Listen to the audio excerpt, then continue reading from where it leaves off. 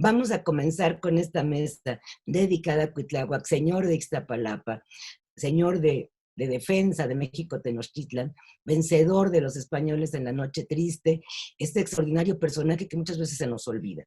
Y esto no lo podemos dejar así. Tenemos que recordarlo, tenemos que traerlo a nuestro presente, que hablar de este personaje tan singular y del que poco se conoce.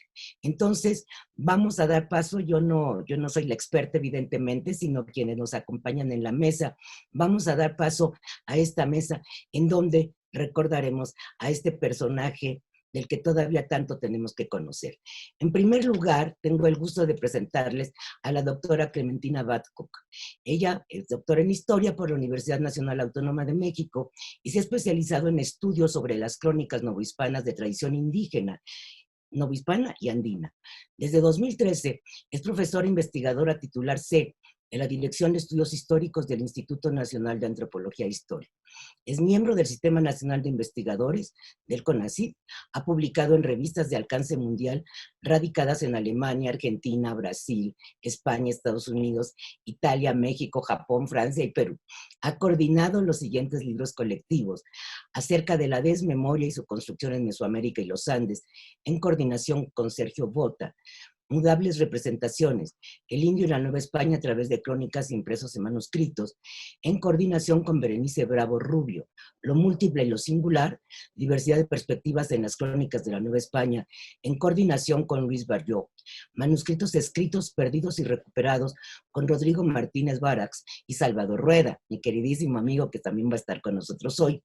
Recientemente fue publicada su investigación postdoctoral en el Centro de Investigaciones en América Latina y el Caribe de la UNAM, titulada La guerra entre incas y chancas, relatos, sentidos e interpretaciones, en 2018, además de un libro en coautoría con Silvia Limón Olvera titulado El imaginario colectivo en Mesoamérica, representaciones y símbolos en el altiplano central de México. Hay mucho más que decir de Clementina, pero con esta presentación tienen una visión muy preliminar, pero ya una clara idea de por qué está aquí con nosotros inaugurando esta mesa. Adelante, Clementina, por favor.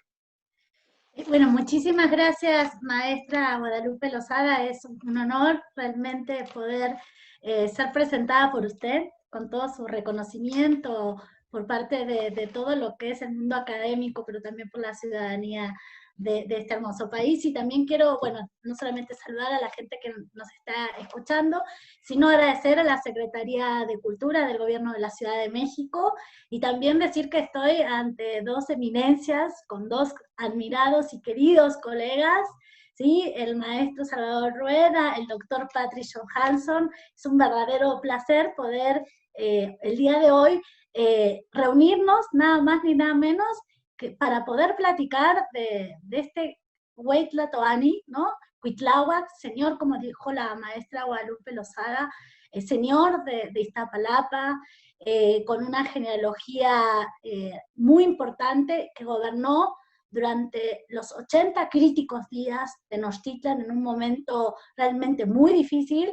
Y entonces me parece que podemos iniciar una plática amena, ¿no? O sea, de intercambio de ideas, de opiniones, en torno a esta figura que yo creo que en cierto sentido, digamos, y esto lo abro para discutir con mis queridos colegas, que ha sido un poco invisibilizado en cierto sentido por parte de la historia, o sea, o realzado en el momento de su muerte, cuando lamentablemente muere como una de las tantas víctimas de la epidemia, de la primera epidemia que aparece registrada en Tenochtitlan. Estoy hablando de 1520, sí, en otros meses anteriores a lo largo de este año se han llevado diferentes actividades en torno a las epidemias y la importancia de las epidemias y el registro de las epidemias en esta Ciudad de México recién fundada.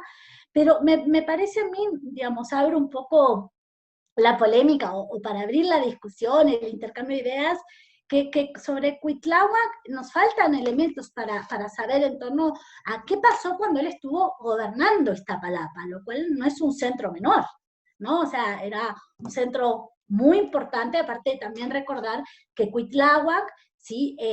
Es perteneciente, es parte, es familia del gran gobernante del Huaytlatoani Axayácat, no, nada más ni nada menos, y que aparece registrada esta hermosa e importante genealogía de Cuitlahua y de la familia Axayácat por parte de su heredero, ¿no? En el siglo XVI, estoy hablando de Alvarado Tezosomoc y específicamente su crónica Mexicayol, escrita en el siglo XVII. Ahí tenemos mucha información de quiénes son sus hermanos, no solamente quiénes son sus parientes, a lo cual no es algo menor, sino también su fecha de muerte, ¿no? Que también es una polémica o interesante, porque ahí tendríamos como diferentes tradiciones, que esto es importante en la Cuenca de México, diferentes narraciones, diferentes memorias en torno al registro de lo que denominamos hoy actualmente como histórico, de fechas que parecen muy taxativas, pero sin embargo seguramente el doctor Patrick nos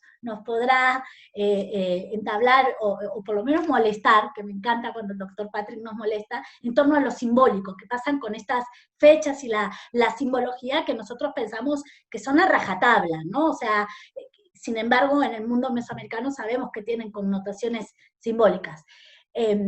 Abro esto como para dar inicio a este conversatorio, a este acercamiento y a esta conmemoración con lo que implica el concepto de conmemoración, ¿no? O sea, estamos conmemorando desde el año pasado una serie de hechos para acercarnos a estos 500 años de la caída de Tenochtitlan y de la mal llamada conquista de México. No sé qué les parece. Pues creo que los miembros de la mesa serán los que tendrán que dialogar contigo y no se esperaban una pregunta de repente, pero me parece que es un muy buen inicio de un diálogo, esto de conocer y de discutir acerca de una figura, como decíamos al principio, de la que poco se ha hablado y como bien decías en este momento, de la que poco se conoce acerca de su paso por Ixtapalapa como gobernante, porque además, pues es muy cierto, hoy día tampoco se le ha dado la relevancia que tiene Ixtapalapa, o que tuvo Ixtapalapa, como, pues, digamos, en esta misma época de prehispánica, ¿no? Antes de la conquista, el señorío de Ixtapalapa era fundamental, y poco se sabe, yo no digo que a lo mejor no se ha estudiado lo suficiente, y no lo sé, pero de que se sepa, se sabe muy poco de la importancia de ese espacio en esta época previa a la conquista. Cuando pasa por ahí Bernal, sí nos hace una descripción fantástica, pero bueno, ¿qué pasaba?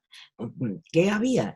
Entonces, sí creo que son situaciones pues, que valía la pena comentar, y no sé, quieras tú seguir o alguien quiera de los integrantes de la mesa hacer un comentario sobre esto en este momento. Lo que había pensado, digamos, para no tomar la palabra todo el tiempo, es que el señor de Iztapalapa, de Cuitlahua, llega a nosotros actualmente, por lo menos a través de fuentes documentales redactadas a lo largo del siglo XVI.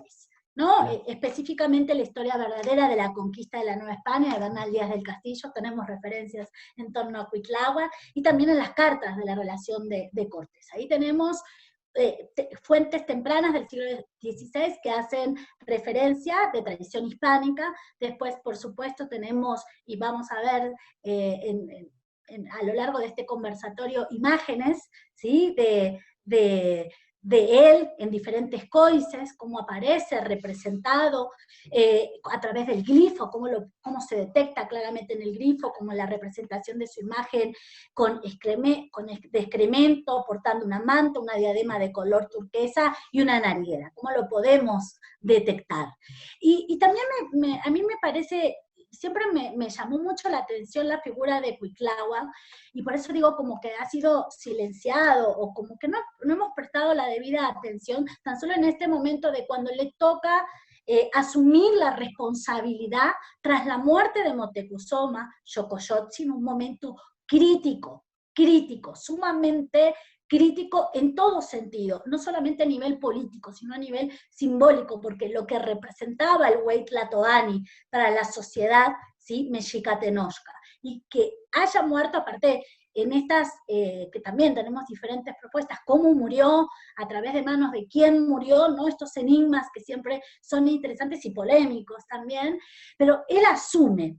Y esta idea de que él asume, no asume por un detalle menor, sino que está respondiendo a la genealogía mexica. Él es el hermano menor de Moctezuma Xocoyotzin, entonces es el que le corresponde, y también aparecen referencias de Cuitláhuac en dos momentos que a mí me parecen también interesantes. Uno es cuando Moctezuma Xocoyotzin se entera de que Cortés y su hueste está por entrar a Tenochtitlan, y consulta, ¿sí?, a dos tlatoques importantes, a Cacama, el señor de Texcoco, y a Cuitláhuac, señor de Iztapalapa. Y acá tenemos dos miradas diferentes. Cacama o Cacamatzin, doctor Patrick, que seguramente me va a corregir mi mal náhuatl, pido mil disculpas,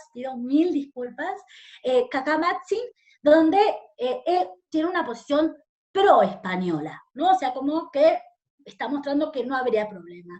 Mientras que Cuitláhuac, en un primer momento, parece que no hubiera inconvenientes, más sabemos que Cortés y su hueste van a residir un tiempo en Iztapalapa, pero después no ve, al observarlos posiblemente detenidamente, que esta gente posiblemente entra a Tenochtitlan y no se vaya, es decir, un diagnóstico que le acertó, ¿no?, de lo que podía suceder. Esta es como la primera imagen. Y la segunda imagen es que posiblemente Cuitláhuac, junto con Cacamatzin y otros señores, fueron los que acompañaron al Huey Tlatoani de México Tenochtitlan a recibir en esta famosa imagen de la calzada de la entrada de Cortés. Es parte de esto, entre comillas, lo digo con mucho respeto, de la corte que está acompañando a Moctezuma a recibir a Cortés. Y también Cuitláhuac es uno de los que va a estar posiblemente en el cautiverio que se va a realizar por parte, o mejor dicho, por parte de Cortés hacia Moctezuma Xocoyotzin. Cuitláhuac posiblemente también fue parte de uno de los miembros de la nobleza que estuvo ahí apresado.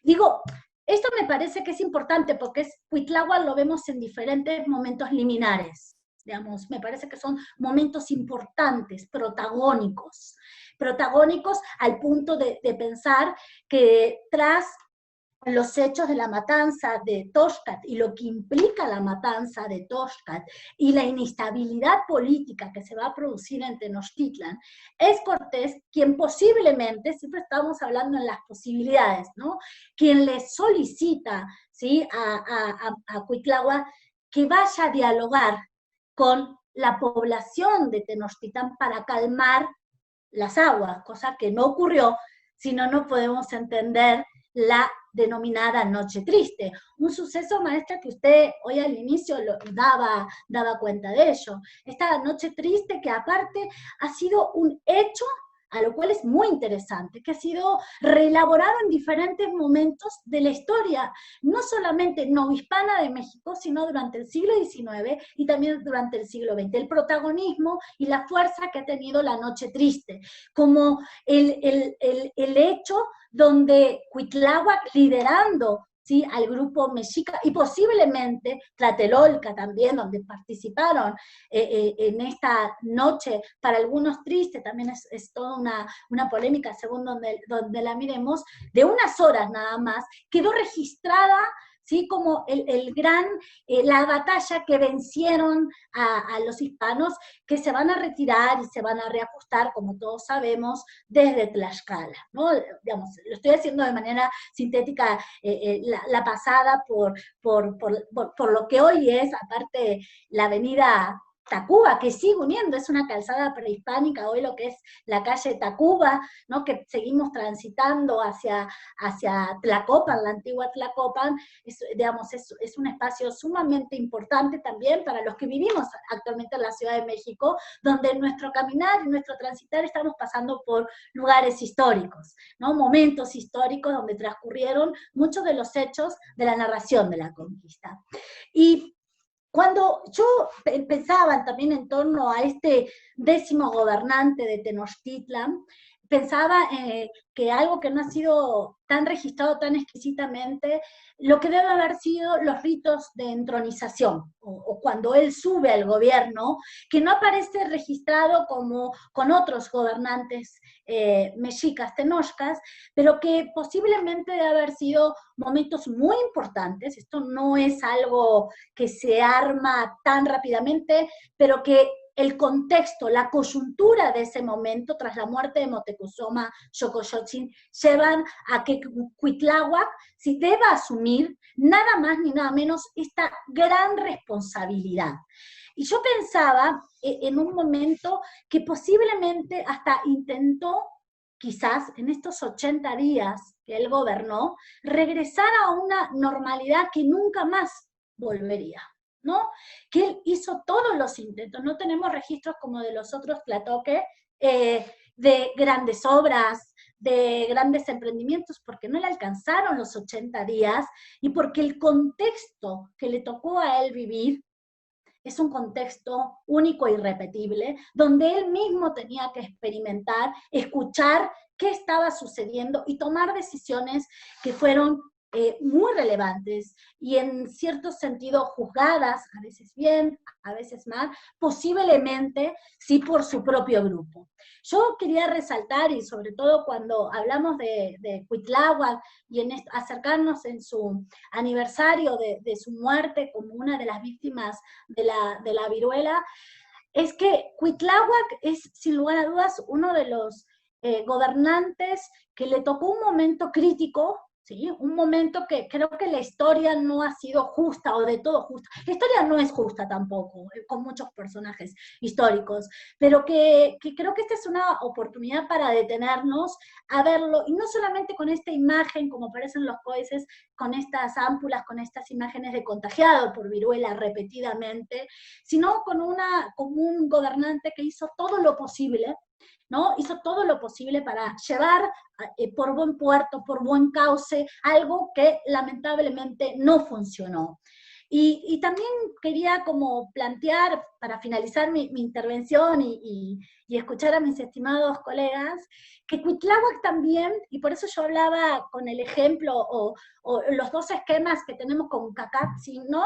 Con el señor de Texcoco, o Cacama, ¿no? Y con él, como también cuando hablamos de este pasado prehispánico, cercano temporalmente a nosotros, a partir de los registros de las fuentes del siglo XVI, parece que siempre hablamos como en bloque, ¿no? Cuando hablamos de los grupos del valle, de la cuenca, mejor dicho, de la cuenca de México, como que todos reaccionan de la misma manera, como que todos parece que no hay como sombras u oscuridades o tornagrises. Y creo que lo que vemos aquí claramente es que hay facciones dentro de este mundo donde se polarizaba, donde se discutía, y que tal vez sin tratar de juzgar, Moctezuma por diferentes motivos, o sea, pudo acercarse más a escuchar a una facción que a su propio hermano, ¿no? Esto también es curioso, y que lamentablemente su final,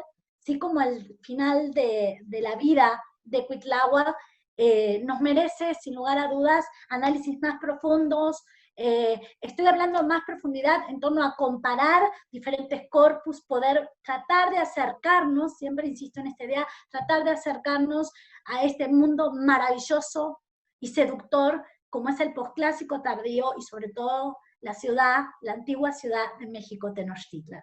Entonces, por mi parte sería esto, y posiblemente después, si me conocen, puedan meter de la cuchara, ¿no? Cuando vayan opinando, ¿sí?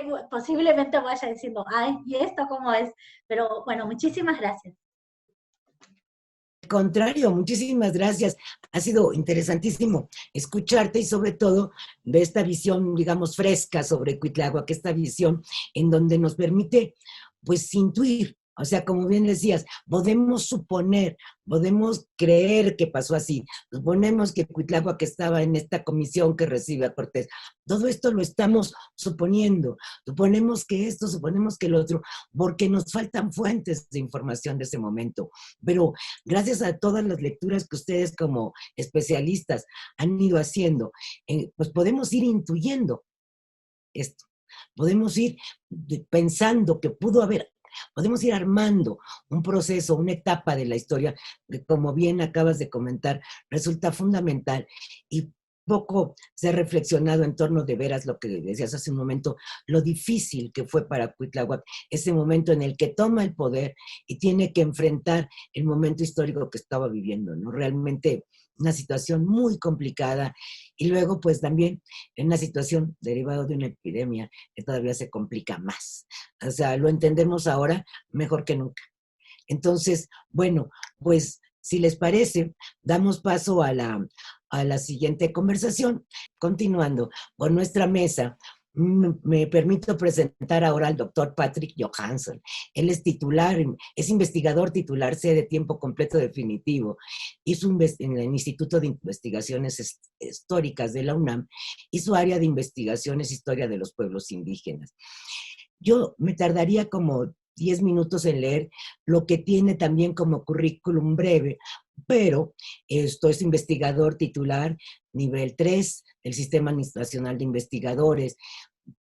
He tenido infinidad de premios y reconocimientos, muchos por supuesto derivado de sus estudios sobre esta etapa de la historia de México, esta etapa sobre todo muy específicamente sobre Netzahualcóyotl, pero también es académico de número de la Academia Mexicana de la Lengua y académico correspondiente de la Real Academia Española. Es miembro del Consejo de la Crónica de la Ciudad de México, miembro honorario de la Asociación de Escritores en Lenguas Indígenas, profesor de asignatura de Lengua y Literatura Náhuatl, profesor de la asignatura de Literatura Maya y licenciatura en Lengua y Literaturas Hispánicas. Vaya, tendría yo aquí muchísimo sobre sus... Es tutor en el posgrado de estudios mesoamericanos en la UNAM, tiene una cantidad de publicaciones impresionante, no solamente sobre los temas precisamente náhuatl y hablar de las exequias de los señores mexicas o los cantos eróticos de los antiguos náhuatl, sino que junto con el doctor Miguel León Portilla publicó también un libro sobre el doctor Ángel María Garibay, que se llama La Rueda y el Río, y con Samuel Beckett. Como está el título en náhuatl, mejor que él no los platique, porque yo leyendo náhuatl soy peor que muchos que dicen no hablar bien. La palabra, la imagen y el manuscrito, lecturas indígenas de un texto pictórico del siglo XVI.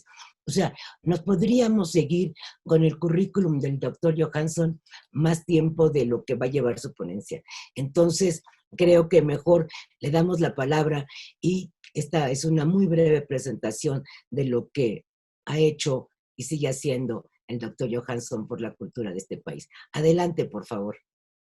Muchas gracias, Guadalupe. Muy buenas tardes, Salvador, Clementina, Juan Gerardo. Es un placer de estar con ustedes otra vez aquí, hablando esta vez de Cuitláhuac.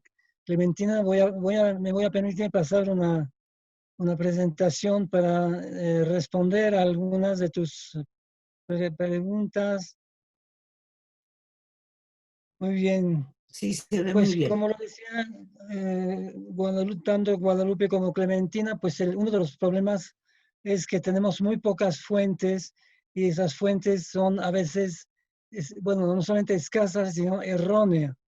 Aquí cito solamente la de abajo de Gonzalo Fernández de Oviedo, que dice, hablando de Cuitláhuac, supo Hernando Cortés muy enteramente las cosas de la ciudad de Temichtitlan y cómo después de la muerte de Montezuma sucedió el señorío un hermano suyo de la ciudad de Iztapalapa que se llamaba Cuatemutzin. Entonces aquí es curioso que un cronista español como Gonzalo Fernández de Oviedo pueda confundir, no solamente confundir Cuitláhuac con Cuauhtémoc, sino atribuirle, digamos, la ciudadanía de Iztapalapa en el Tlatelolco, ¿no? Para empezar, ¿no?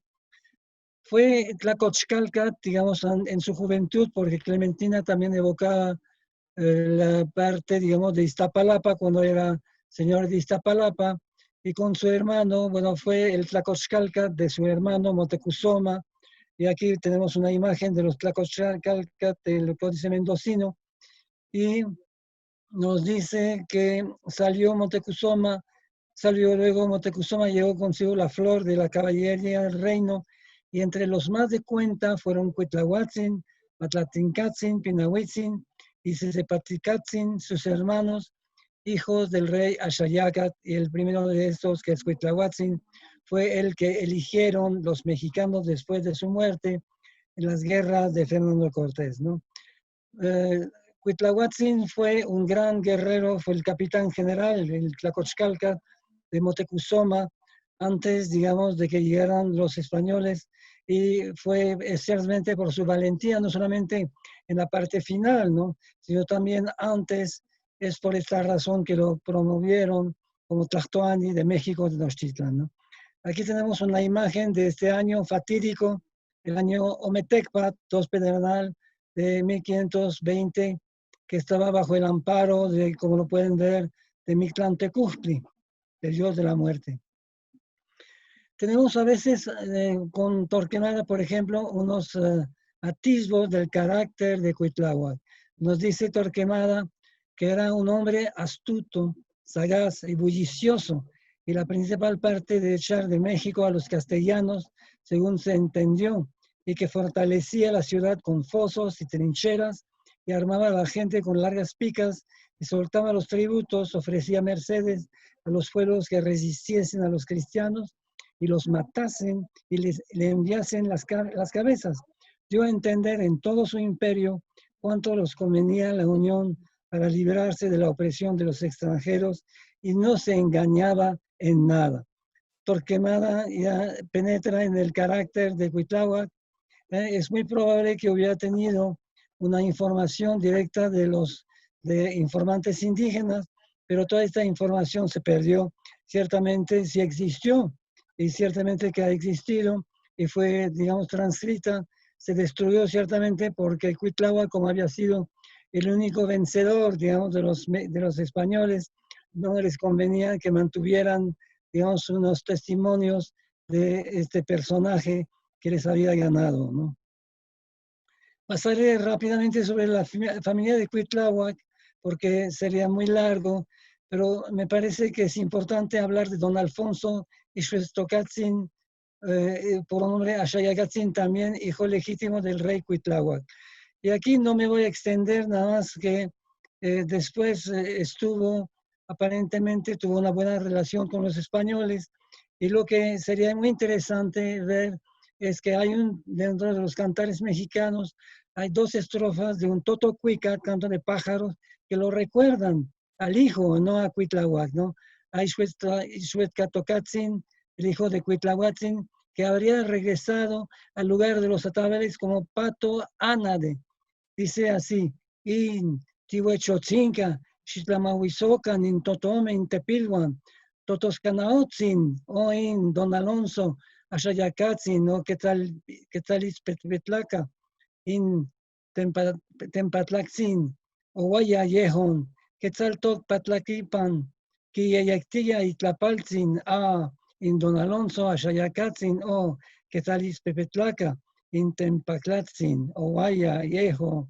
Tihuechotzinca admira los pájaros, los príncipes, la voz del ánade, o Don Alonso Axayacatzin, no brilla como una hermosa piedra de obsidiana su pico ancho, o Guayayejón. Sobre los hermosos y anchos tules acomoda sus alas Don Alonso Axayacatzin, o brilla como una hermosa piedra de obsidiana su pico ancho. Es muy interesante de ver que el hijo de Cuitláhuac fue, digamos, estuvo en un canto colonial después, evidentemente, pero, digamos, tenemos todavía este recurso prehispánico, que los reyes o los personajes importantes regresaban como aves. Aquí habría regresado Don Alonso como un pato, Canautli, un pato con un pico ancho. Aquí un punto interesante también, Clementina comentaba del encuentro en Iztapalapa, pero yo creo que hubo un encuentro antes en la región de Cholula, porque nos dice Cortés en su segunda carta de relación: aquí me vinieron a hablar ciertas personas que parecían principales, entre los cuales venía uno que me dijeron que era el hermano de Moctezuma, y me trajeron hasta 3,000 pesos de oro, y de parte de él me dijeron que él enviaba aquello y me rogaba que me volviese y no curase de ir a su ciudad, porque era tierra muy pobre de comida y que para ir allá había muy mal camino y que estaba todo en agua y que no podía entrar allá sino en canoas y otros muchos inconvenientes que para la ida me pusieron. Yo creo que este hermano de Moctezuma, como dice el texto, es Cuitláhuac, ¿eh? Y yo supongo, por el texto que viene a continuación, que lo había mandado Moctezuma, o que más bien Cuitláhuac había sido, digamos, había pedido ser mandado, dizque para llevar oro, pero también para ver cómo era la situación de los españoles, porque dice Cortés también, un poco adelante en su carta, en este aposento que he dicho, según las apariencias que para ellos vimos, y aparejo que en él había, los indios tuvieron pensamientos que nos pudiesen ofender aquella noche, y como yo lo sentí, puse tal recaudo que conociéndolo, ellos mudaron su pensamiento y muy secretamente hicieron ir aquella noche mucha gente que en los montes que estaban junto al aposento tenían junta. Y por muchas de nuestras velas y escuchas fue vista. Yo pienso, con base en este texto, que cuando Cuitláhuac fue con esos principales en la región de Cholula, era para ver más o menos cómo estaba, digamos, el ejército español y si lo podían, como dice Cortés, si podían ofender aquella noche a los españoles. Es decir, que Cuitláhuac, a diferencia de su hermano Moctezuma, él quería atacar. Tenemos un dinamismo en ese caso, ¿no? La matanza del Templo Mayor, como lo dijo Clementina, fue, digamos, un detonador de la rebelión. Evidentemente, aquí vemos una imagen del códice. Bueno, esa era la matanza del Templo Mayor, cuando vemos que en la fiesta de Toxcatl están danzando los guerreros. Ciertamente que sabían con los tlaxcaltecas que en esta danza de Toxcatl salía la flor del ejército mexica, como 500 guerreros, ¿no?, que bailaban, realmente los más valientes, y que era una oportunidad para los españoles de decapitar al ejército mexicano. Entonces, arremetieron contra los músicos, allí cortaron brazos y todo eso, y hicieron una matanza. Aquí tenemos una imagen del Códice Florentino que ilustra. Eso podría haber sido una imagen de Cuitláhuac, no lo sabemos porque es una imagen muy general, ¿no? La aparición, hay una problemática en la aparición de Moctezuma en la azotea.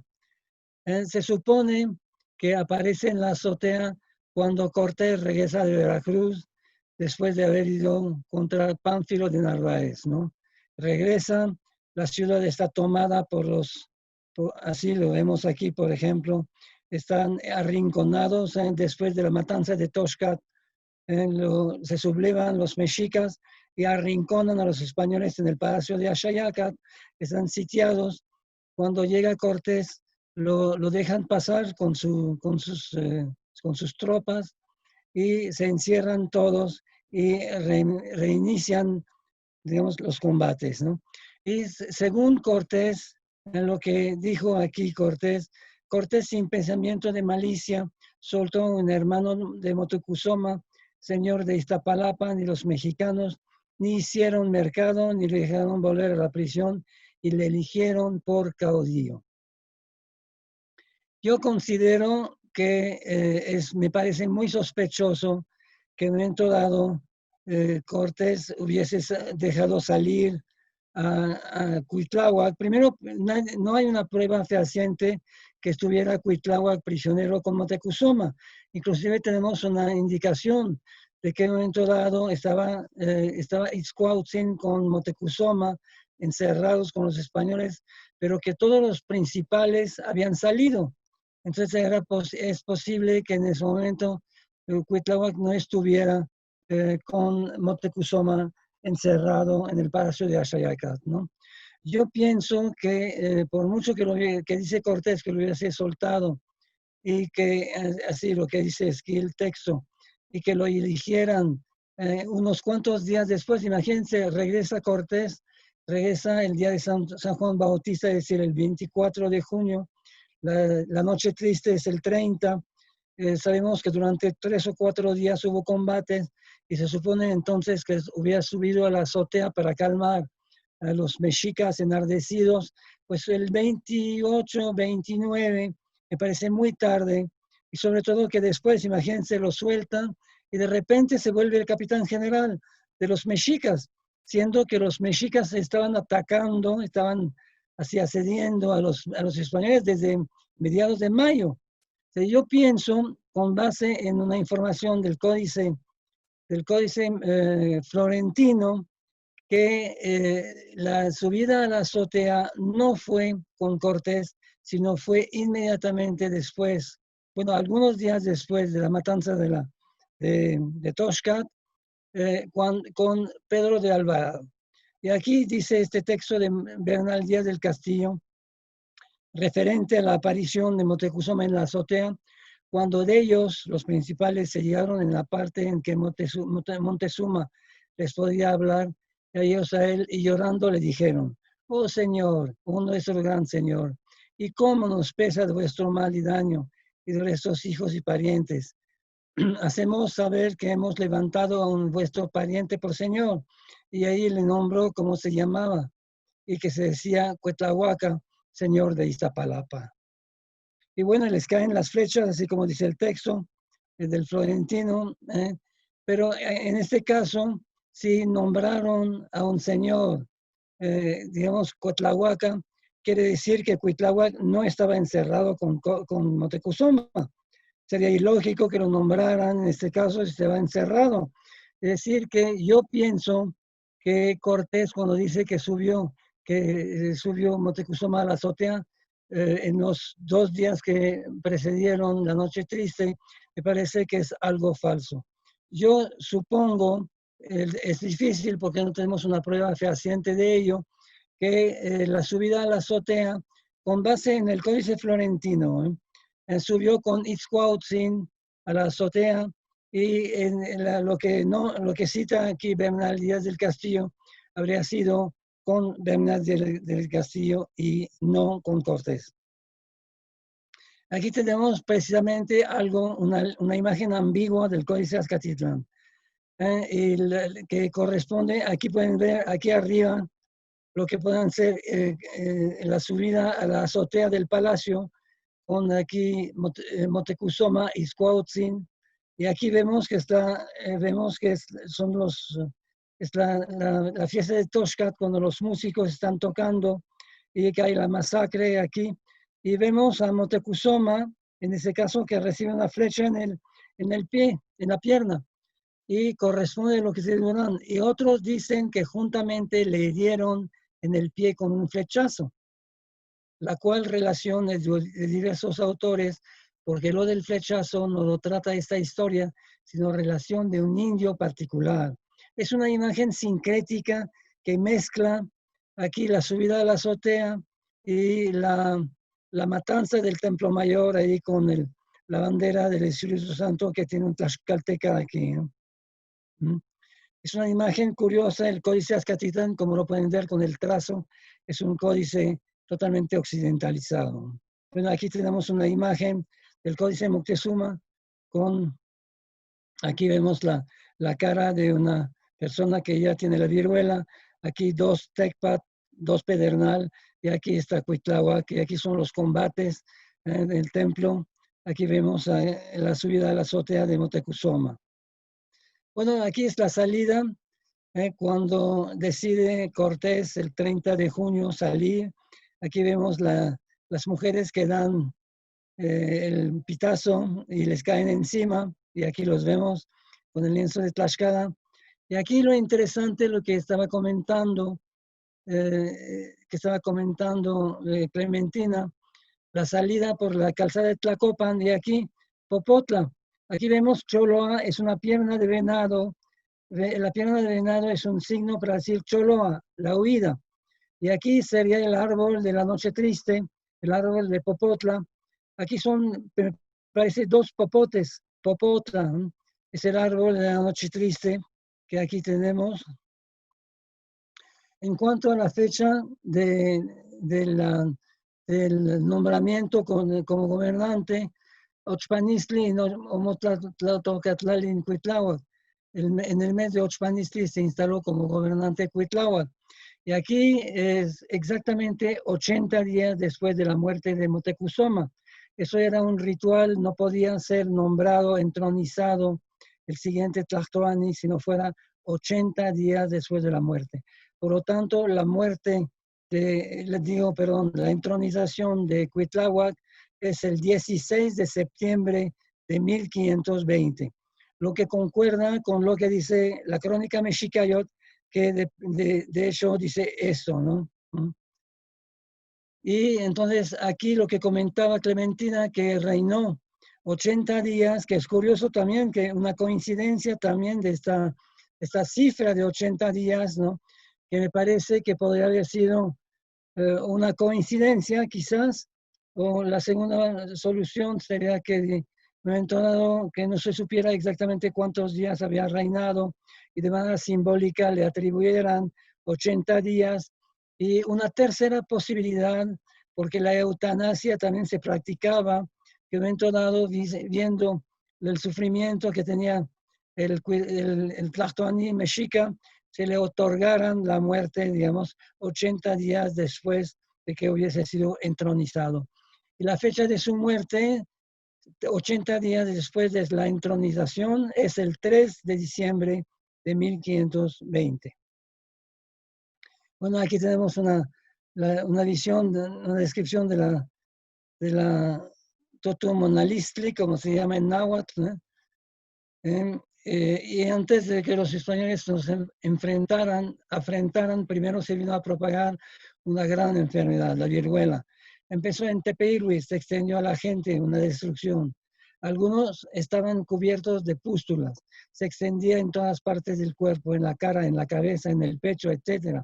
Hubo destrucción, muchos entonces murieron, ya no podían caminar, solo se quedaban en su cuarto, ya no se podían mover, ya no se podían menear, ya no se podían mover, ya no podían acostarse de un lado, ya no podían ponerse en el vientre, ya no podían extenderse sobre la espalda.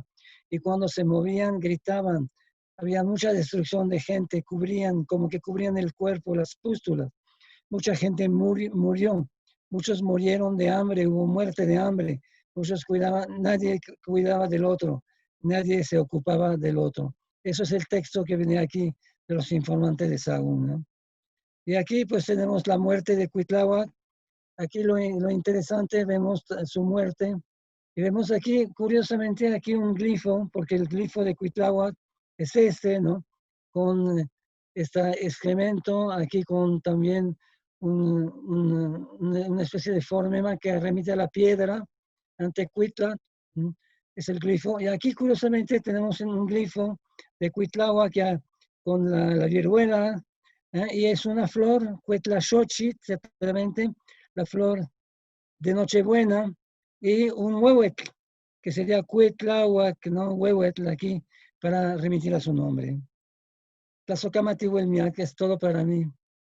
Luego seguiremos con el diálogo.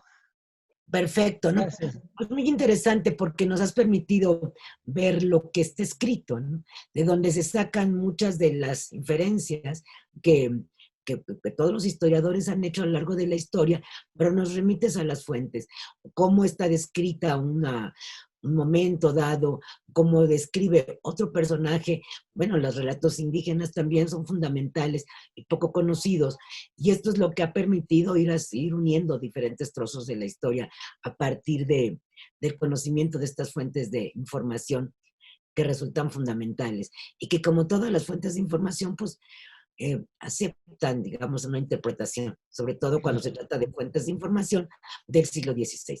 Entonces, qué interesante, porque nos has llevado a hacer un recorrido sobre estos textos que nos permiten ir uniendo todo este rompecabezas, ¿no? Las piezas de este rompecabezas que nos llevan a configurar la figura de Cuitláhuac. Te agradezco mucho y ahorita pues daremos paso a la presentación de mi querido amigo Salvador Rueda. ¿Cómo estás, querido? Les leo rápidamente. Igual, me voy a tener que saltar muchísimo y solo leer lo más importante. Mi querido Salvador Rueda Smithers. Él es licenciado en Historia por la Facultad de Filosofía y Letras y tiene una maestría en Estudios de Arte por el Departamento de Arte de la Universidad Iberoamericana. Entre otros muchos cargos que ha tenido, ha sido director de estudios históricos del Instituto Nacional de Antropología e Historia, es investigador titular C de la Dirección de Estudios Históricos también del INAH, sigue siendo desde 1990 con algunas interrupciones, pero esperemos que ya no vuelva a haber interrupción, director del Museo Nacional de Historia Castillo de Chapultepec, que también es del INAH, y tiene un diplomado en la alta dirección de museos. Es miembro, igual que yo, del Consejo de Asesores de la revista Relatos e Historias de México. Entre sus múltiples publicaciones, es muy variada la bibliografía de Salvador. Tiene reconstrucción histórica de una comunidad al norte de Guerrero, Ixcateopan, otro libro sobre Jiquilpan, 1595-1920, una visión subalterna de la historia pueblerina. Otro libro es un México a través de los Prieto, 100 años de opinión y participación política, fantástico. Emiliano Zapata, antología, en colaboración con Laura Espejel y Alicia Olvera. El Diablo en Semana Santa, discurso político y orden social en la Ciudad de México, en 1850. No crean que ahorita, 1850. Hablar de la Semana Santa en la Ciudad de México en 1850 se me hace fantástico. Otro sobre Jiquilpan, otro más de códices y documentos sobre México, 2 volúmenes, en coedición con Constanza Vega y Rodrigo Martínez Barax. El Paraíso de la Caña, un libro que de verdad me gusta muchísimo, que habla sobre la tierra zapatista y está publicado también por el INAH en el 98. Pero como también tiene una maestría en Historia del Arte, ¿verdad?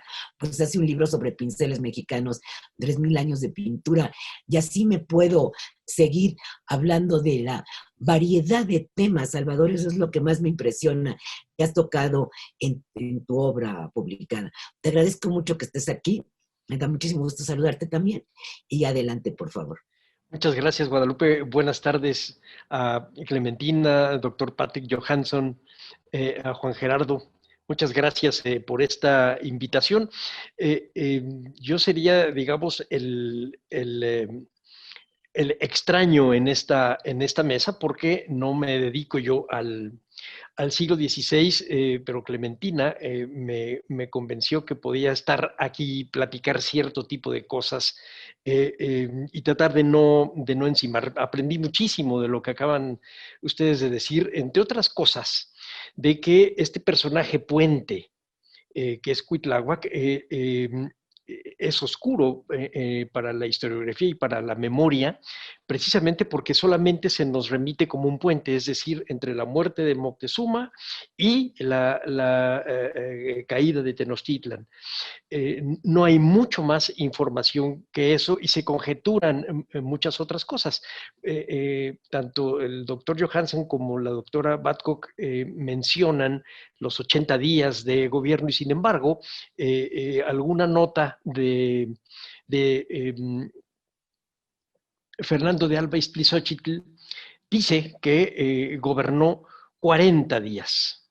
Dice, el rey Cuitlahuatzin no gobernó más que 40 días, porque luego murió de unas viruelas que trajo un negro, y luego juraron los mexicanos por su rey a Cuauhtemotzin, hijo de Ahuitzotzin y de la heredera de Tlatelolco.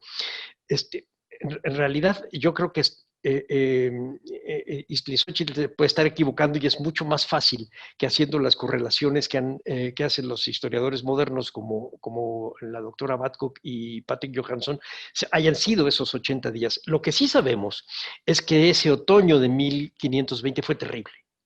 Y no solamente para Cuitláhuac y los mexicas, sino en general para los habitantes de la Ciudad de México.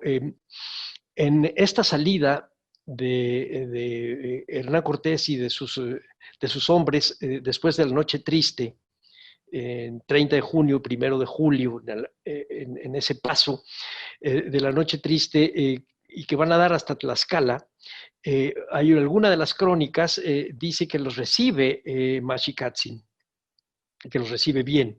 Lo que no dicen es que Maxicatzin también muere de viruela. Alba Iztlizóchitl dice que que se extiende la viruela hacia Chalco y se muere muchísima gente. Hay un relato de una traducción del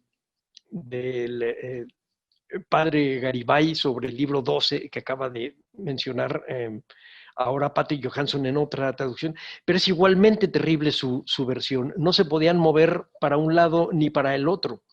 Es decir, la viruela destruyó a la gente, acabó con su moral.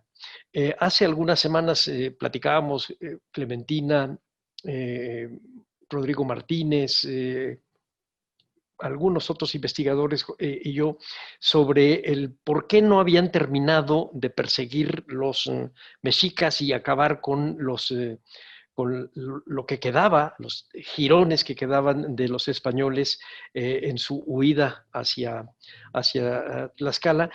Y lo que veíamos era que la viruela debilita a las personas, les da muchos sueños, están cansados todo el tiempo, no había mucho modo de que pudieran perseguirlos y derrotarlos. Lo que quiero decir es que el trasbordo de la historia que siempre ponemos para el 13 de agosto de 1521, quizás se dio en el otoño de 1520 y se dio con Cuitlahua.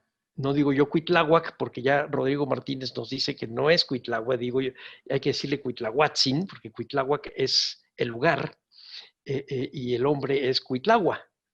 No sé, yo no soy nahuatlato, pero entonces para no meter la pata digo Cuitlahuatzin.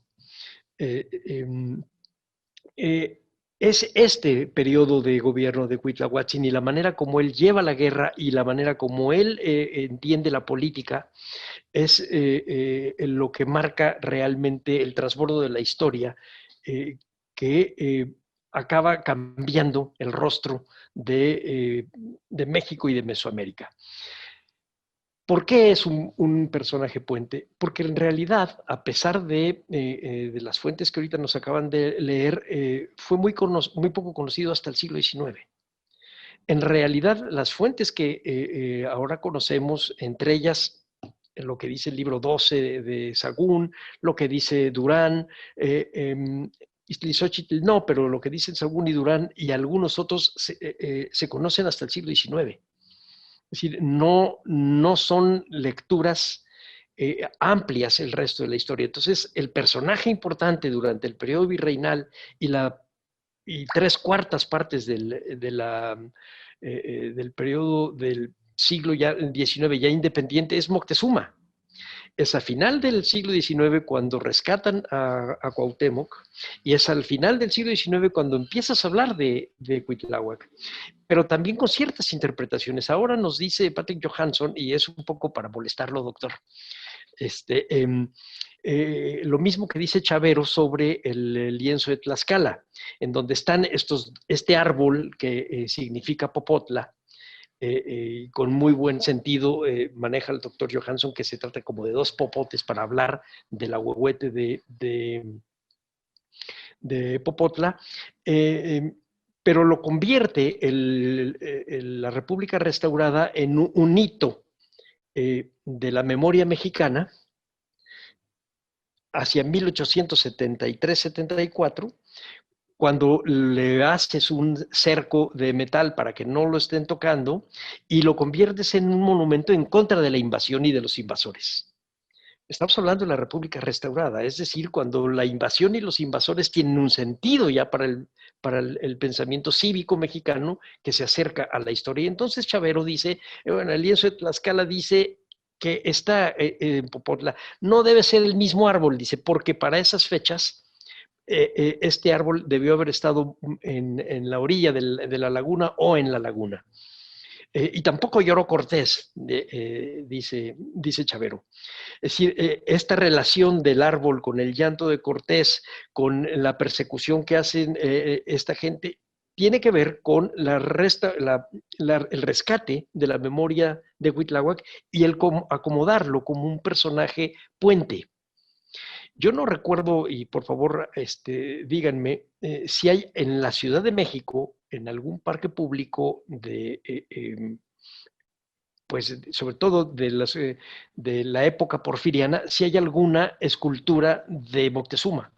Siempre nos quejamos de que no, es que nunca no hay una escultura de Cortés, ¿cómo lo vamos a poner? No, pues tampoco de Moctezuma. Y sin embargo, Moctezuma y Cortés, antes de 1823, eran los personajes de la historia prehispánica, del último tramo de la historia prehispánica.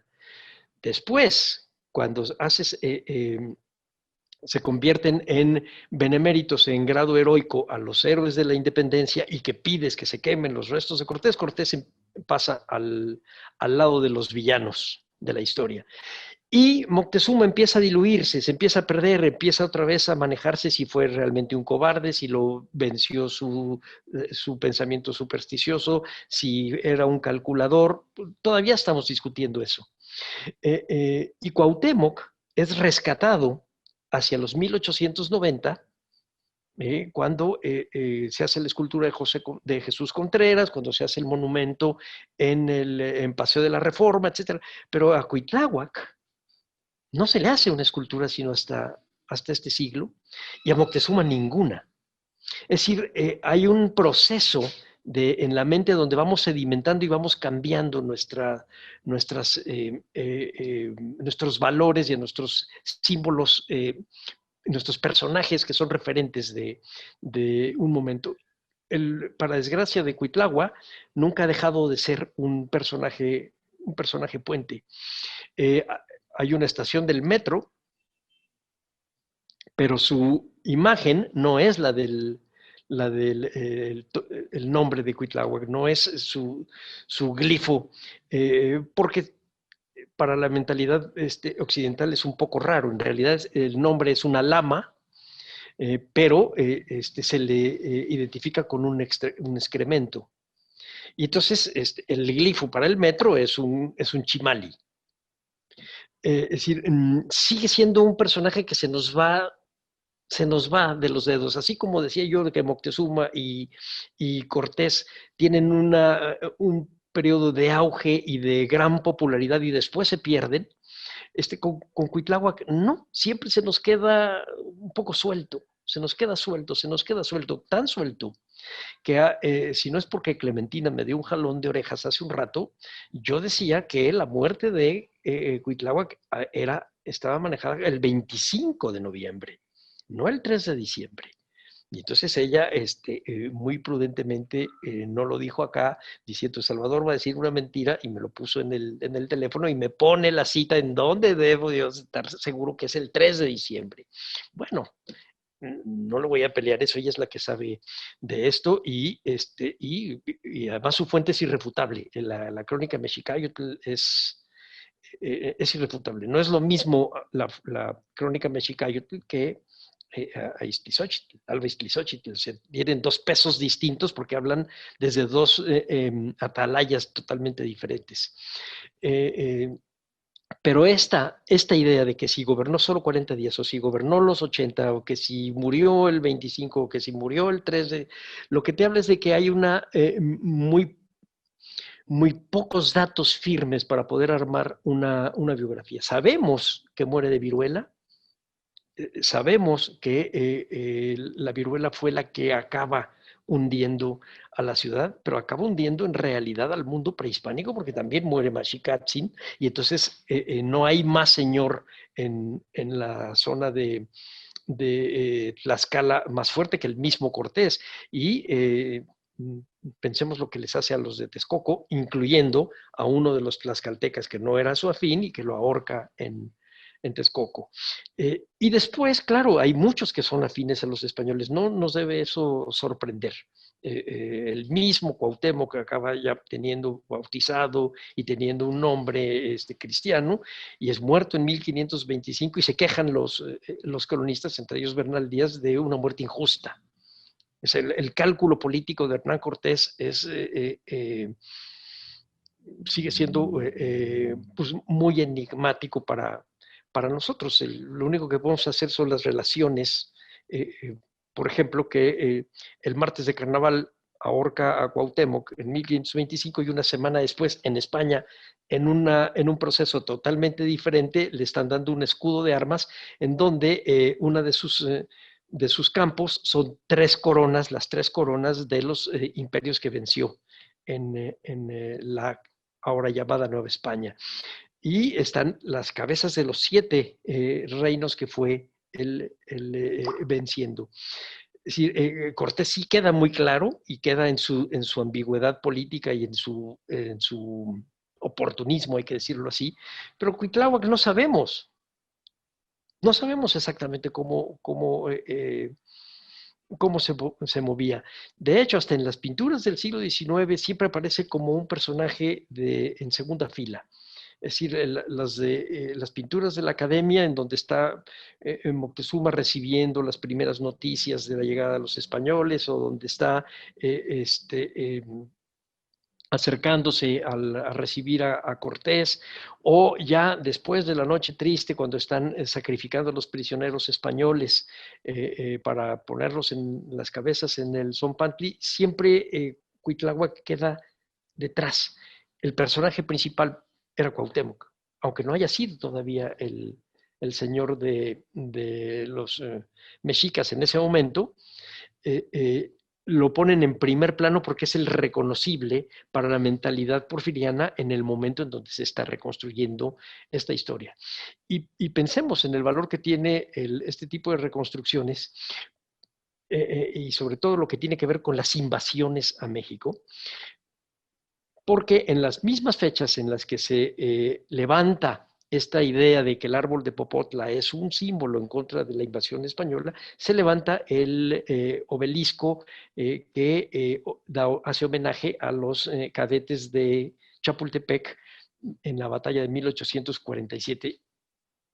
¿Me entiendes? Y se habla de la batalla del 2 de abril, en donde Porfirio Díaz vence finalmente a los imperialistas y se acaba la guerra de intervención francesa. No el imperio acabó en Querétaro, la guerra de intervención francesa acaba el 2 de abril. Entonces, esta construcción de este México que se va sobreponiendo a las invasiones tiene que ver con este tejido. Ahí es a donde se rescata a Cuitláhuac como un personaje puente. Entonces, a mí me da mucho gusto que haya esta mesa en donde se platique de él como algo más, como una persona humana que tuvo una responsabilidad y tuvo la mala fortuna de ser contagiado de viruelas y haber muerto pues muy pronto. Y con eso se decidió finalmente la guerra. Muchas gracias. Al contrario, muchísimas gracias, querido Salvador, porque realmente lo que nos estás diciendo, estas similitudes que se dan cuando se empiezan a crear los símbolos después de la independencia, cuando se tiene que suplir. Tú me acabas de dar un dato que yo desconocía, como los personajes, sí sabía de Cortés, pero no sabía que durante la época virreinal Moctezuma había estado muy presente en este imaginario colectivo como la fuente, digamos, de conocimiento, bueno, como el personaje de la época prehispánica. Es muy interesante porque en efecto se borra. O sea, se le pasa igual que Cortés juntitos al lado de los villanos. Y entonces es fundamental, como también, como tú señalabas, la escultura de Cuauhtémoc, esto se crea en un momento en donde Porfirio Díaz también estaba buscando crear esta identidad nacional basada. Es muy simpático esto en 200 años atrás o 300. O sea, es fundamental entender esto, porque incluso, seguro ustedes conocen también la Galería de los Presidentes en Palacio Nacional. Allí, no sé en qué época pasan de poner a Cuitláhuac, a Cuauhtémoc, y nos vamos a la época independiente. O sea, la época colonial se borra. Entonces, eso es Tampoco otra está cosa. Moctezuma. No, por supuesto que no. Y era su casa. Moctezuma se volvió, exacto, era su casa, y no está. Entonces, esto es lo realmente interesante, como borramos personajes, creamos otros, consagramos símbolos, pero en el caso de Cuitláhuac quedó, como bien decías tú, como un puente y que se va diluyendo y que nadie habla de él. Y la única escultura que yo conozco de Cuitláhuac, que es reciente, bueno, son dos, una es reciente en Ixtapalapa y la otra en la prolongación, Paseo de la Reforma. Exacto. Pero cuesta trabajo incluso que la gente reconozca que ese es Cuitláhuac. Y para nosotros historiadores, pues siempre pensamos en, bueno, Cuitláhuac, sí sabemos quién es, pero hay muchísima gente que ni idea. O sea, que no tiene esa claridad, a no ser que habite Ixtapalapa como Juan Gerardo que me está haciendo caritas. Yo sí, es su fundador, pero es su figura fundación, bueno, no fundacional, pero figura heroica. Pero si no eres de Iztapalapa, querido Juan Gerardo, vamos a hacer una encuesta en Tláhuac, o vámonos a Gustavo Amadero, a Cuautepec. No creo que todo el mundo conozca así, como sí, más a Cuauhtémoc, porque la historia nos ha repetido mucho este proceso de la conquista. Y fuera de la Ciudad de México también, Guadalupe, es decir, la cervecería Cuauhtémoc, la cervecería Moctezuma, no hay cervecería Cuitláhuac, no hay cementos Cuitláhuac, no hay chocolate Cuitláhuac, no hay mole Cuitláhuac, hay hasta un mole Zapata, pero no hay nada que te lleve a Cuitláhuac, excepto un acto de justicia involuntaria. La avenida Cuitláhuac nace al atravesar la México-Tacuba de la que hablaba hace un ratito la doctora Babcock. Nace en el lugar a donde Cuitláhuac, con su gente, pudo haber estado persiguiendo a la retaguardia española y tomar buena parte de los prisioneros que se llevan después de regreso hacia Tenochtitlan. La única justicia es que el nombre de Cuitláhuac en su calle nace en un lugar donde él debió haber estado peleando. Eso es todo. Claro. Pero no se sabe. Por ejemplo, tú lo dices ahorita, yo lo reflexiono, pero hasta este instante lo reflexiono.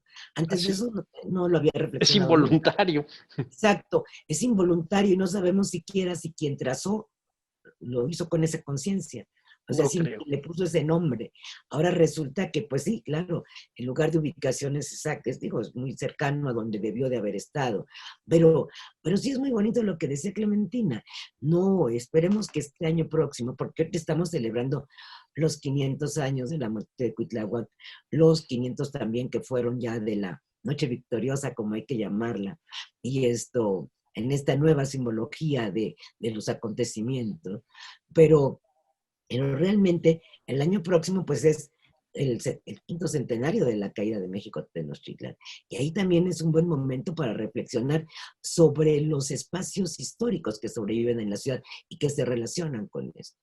O sea, tendremos que hacer coloquios no solo sobre personajes, sino sobre los espacios de la ciudad que tienen relación con estos momentos, ¿no? Sí. Creo que resulta fundamental. No sé si Clementina quiere hacer otro comentario porque veo que está muy interesada. Adelante. No, bueno, agradezco haber escuchado al doctor Patrick y a Salvador, que en otros momentos nos hemos cruzado, y la polémica. Me gusta esta idea de que vos proponés como el gobernante puente. Yo diría que es el gobernante en tiempo de crisis. O sea, es claramente el gobernante en tiempo de crisis. Y una crisis que no se pudo superar y que fue víctima de esa crisis, en el sentido de un cambio político, geopolítico, pero también de una enfermedad epidemiológico, como hoy diríamos en este contexto, una pandemia. Él fue víctima de una pandemia, ¿no?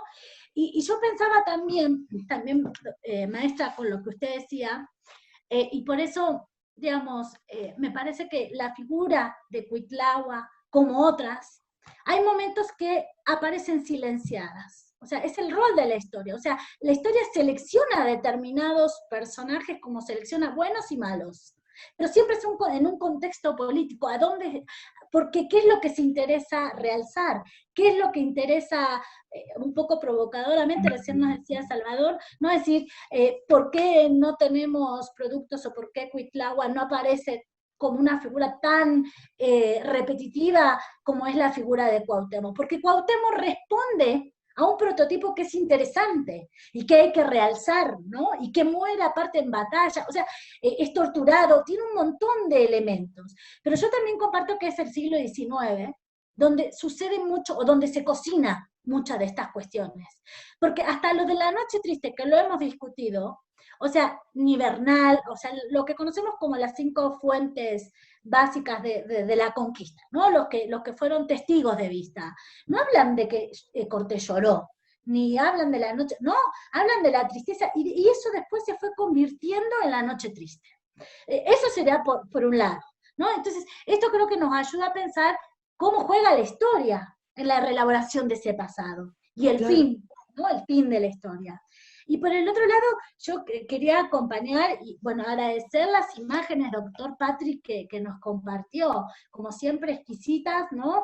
Que vemos otro soporte, es otra lectura, ahí tenemos otros textos con otro soporte y aparte sus propuestas, que a lo cual me parece que también está generando esto, o sea, usted está haciendo una propuesta, a ver, acá lo puedo seguir, acá lo puedo encontrar, puedo suponer que está acá, pero se anima usted a hacer una propuesta que no ha sido en los últimos años, por no decir, digamos, los últimos años, hablo del siglo XX, el último siglo XX y el siglo XXI que estamos pasando, o sea, una figura tan rescatada y me parece que es sumamente interesante la propuesta que usted nos hace visualmente, pero también, bueno, visualmente, metodológicamente, escuchándolo hablar en náhuatl, ¿no? O sea, nos ayuda a pensar mucho de todo este problema, porque Cuitlahua es un problema.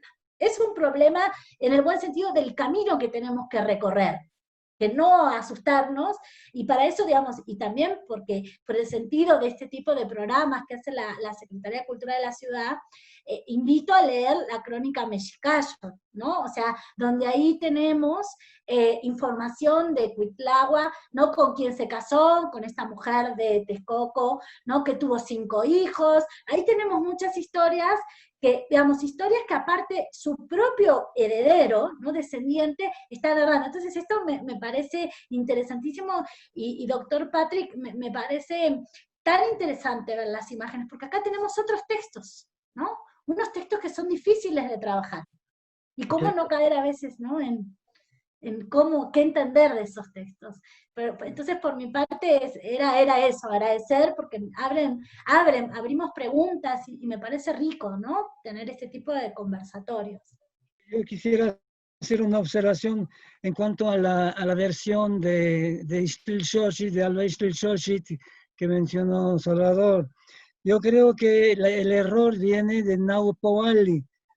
80 en náhuatl dice Nahupohualli, que quiere decir 4 cuentas, ¿no? 4 veces 20, y porque el sistema era vigesimal. Y como Alba Ixtlilxóchitl es muy hispanizante, yo creo que pensó que era el sistema decimal y dijo 4 cuentas son 40, en vez de 4 cuentas que son 80. Sería eso.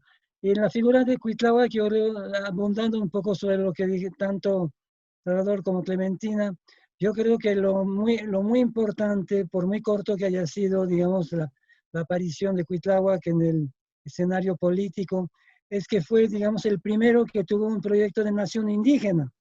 Él quiso federar, cuando se dio cuenta, digamos, que había un enemigo, que no era solamente un enemigo como tlaxcaltecas y otros, ¿no?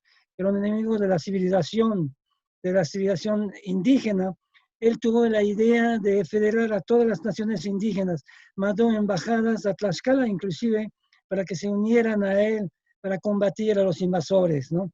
Y yo creo que eso podría ser, digamos, lo más importante de la figura de Cuitlahua, ¿no? El primero que tuvo un proyecto de nación totalmente indígena, ¿no? Claro, eso resulta sumamente interesante, otra de las cosas en las que poco se reflexiona, pero por supuesto, él tenía una visión diferente y pues desafortunadamente volvemos a la misma historia, ¿no? La pandemia, la epidemia esta que tantos muertos causó y que además una muerte terrible, ¿no? Por lo que estamos leyendo incluso en algunos de los textos que le presentó. Salvador, no sé si tú quisieras hacer algún otro comentario sobre otros textos, otras visiones, otras ideas sobre los mismos hechos. Bueno, no, no quería yo meterme en muchas honduras. Querría nada más decir, en términos de la popularidad de Moctezuma en el periodo virreinal, pensemos en todas las danzas de Moctezuma que hubo, las óperas sobre Moctezuma y todo este tipo de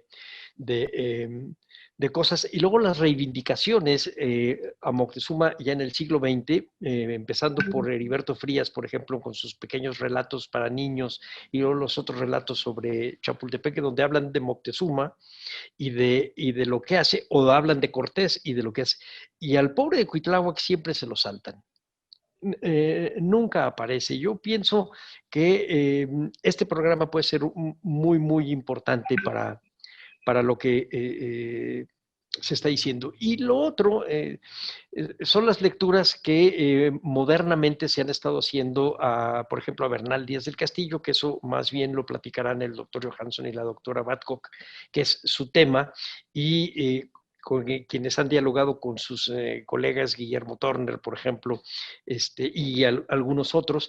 A mí me llama la atención cómo más bien aparece nuevamente Moctezuma en la escena literaria, quizá a partir de la entrevista ficticia que se inventa Italo Calvino entre Moctezuma y un periodista moderno para echarle la culpa de que no habiendo detenido a tiempo a los españoles, dio pie a esta idea depredadora de Occidente de irse apropiando de lo que no era suyo. Es un texto hermoso, de los años 80, más o menos contemporáneo del concierto barroco de Carpentier, en donde aparece un Montezuma que es recreado por las danzas de Moctezuma y luego por Vivaldi. Y ahora una reedición de Hugh Thomas de John Moctezuma, que es esta idea de hablar en primera persona de Moctezuma y tratar de entenderlo. Y no hay de Cuitláhuac no tenemos nada. Se nos va.